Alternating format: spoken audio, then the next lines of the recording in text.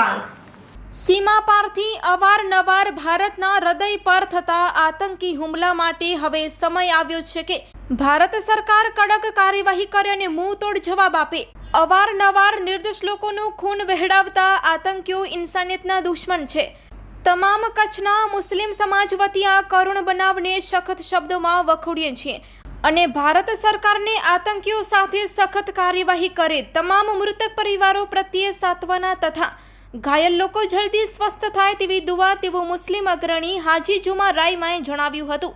આ પ્રસંગે સૈયદ અનુબાપુ મોહમ્મદ આગરિયા, સાદિક રાયમા, હુસેન આગરિયા, સૈયદ તાલીમ હુસેન, રમજાન બાયડ સહિત આગેવાનો હાજર રહી શ્રદ્ધાસુમન અર્પણ કરેલ હતા। Report by Adam Notiyar, Kutch news bureau chief.